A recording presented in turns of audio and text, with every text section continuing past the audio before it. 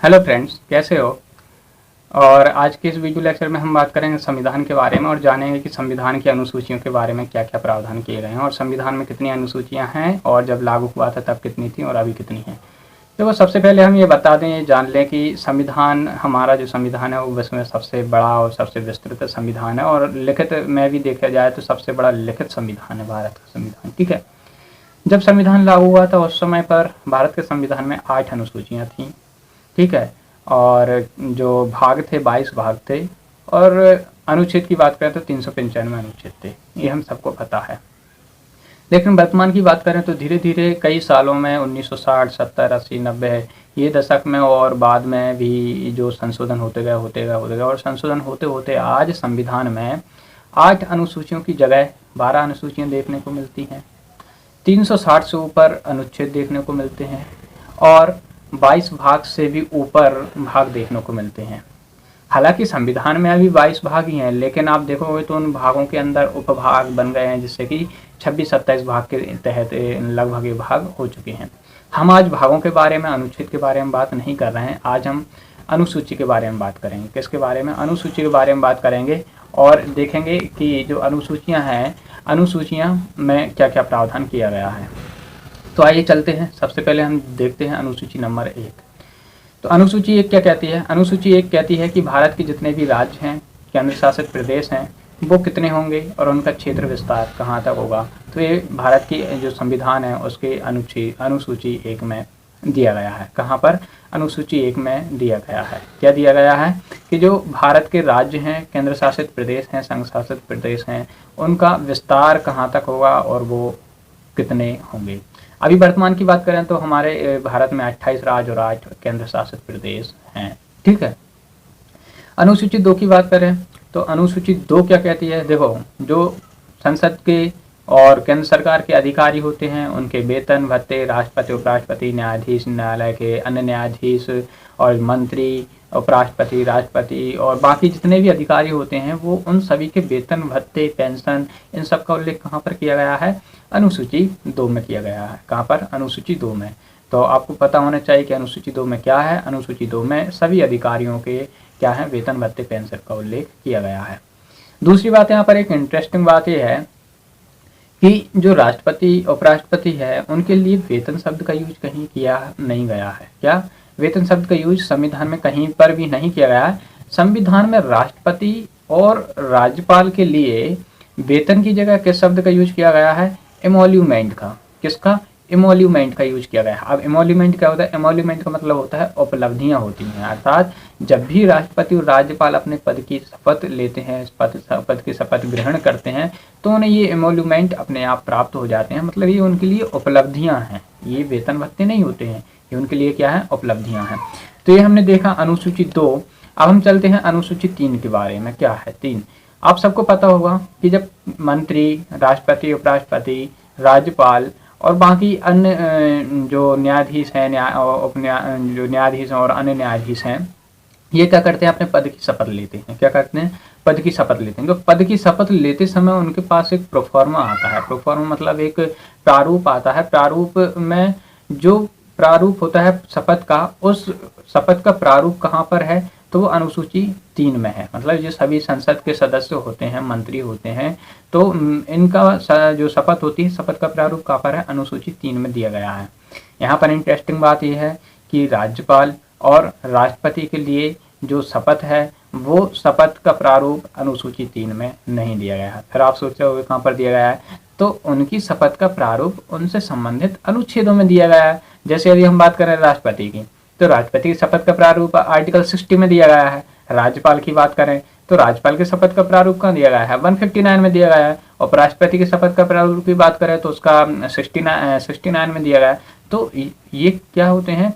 ये जो तीनों लोग होते हैं, राष्ट्रपति, उपराष्ट्रपति और राज्यपाल, यदि इनसे संबंधित कोई प्रश्न ऐसा आता है कि उनकी शपथ का प्रारूप कहाँ पर है, तो अनुसूची 3 में नहीं है। कहाँ पर है? अनुसूची 3 में नहीं है, उनसे संबंधित अनुच्छेदों में है। ठीक है। अब हम चलते हैं जो अनुसूची 4 है, अनुसूची 4 के ऊपर की। अनुसूची 4 क्या कहती है? देखो, अनुसूची 4 कहती है कि संसद में जो राज्यसभा में सीटें हैं, वहाँ पर सीटों का प्रतिनिधित्व कितना होगा राज्यों का?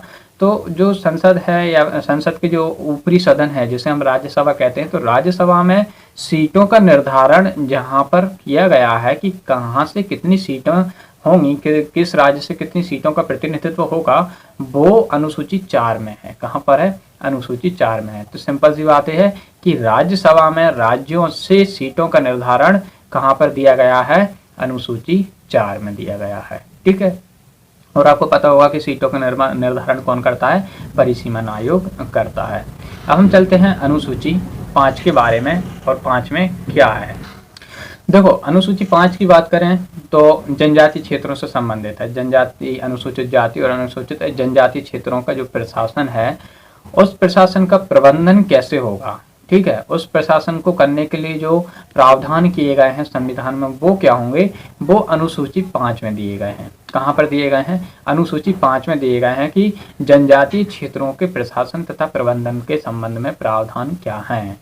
आगे चलें, अनुसूची 6, तो अनुसूची 5 और 6 को एक साथ मिलकर पढ़ना, क्योंकि अनुसूची 5 कहती है कि अनुसूचित जातियां, अनुसूचित जनजातियों के क्षेत्रों का प्रशासन और प्रबंधन के बारे में प्रावधान क्या होगा। वहीं अनुसूची 6 कहती है कि असम, मेघालय, त्रिपुरा और मिजोरम, कितने 4 राज्य आते हैं। 4 राज्य याद रखना, ऐसे अमित्रम करके नाम से याद रख सकते हैं। आ से आता है असम, मा से आता है मिजोरम, त्रा से आता है त्रिपुरा और मा से आता है मणिपुर।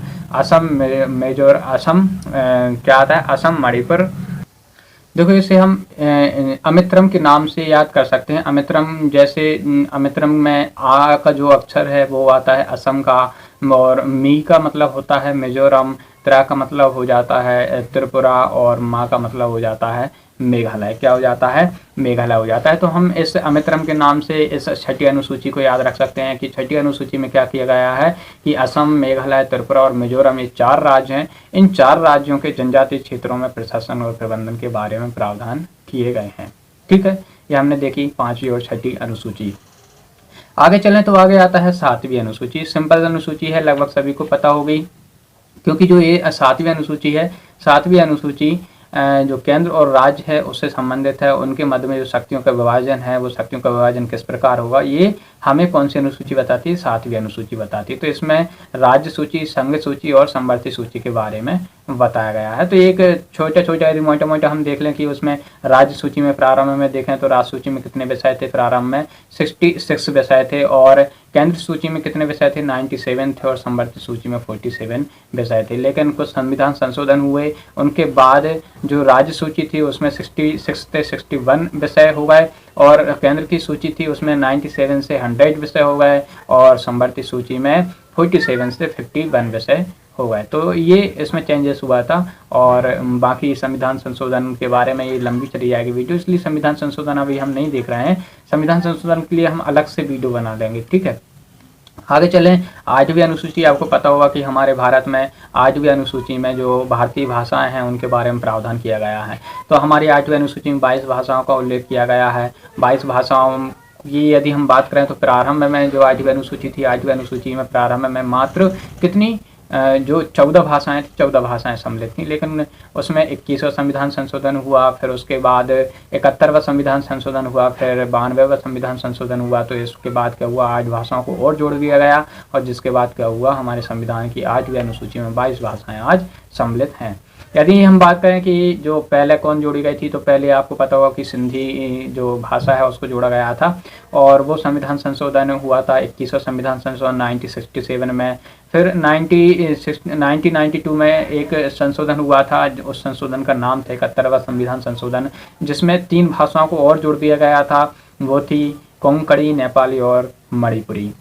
फिर उसके बाद 2003 में 92वां संविधान संशोधन हुआ, जिसमें 4 भाषाओं को और जोड़ा, बोडो, डोंगरी, मैथिली, संताली। तो इस प्रकार हम देखते हैं कि आज संविधान में जो 8वीं अनुसूची उसमें 22 भाषाएं देखने को हमें मिलती हैं।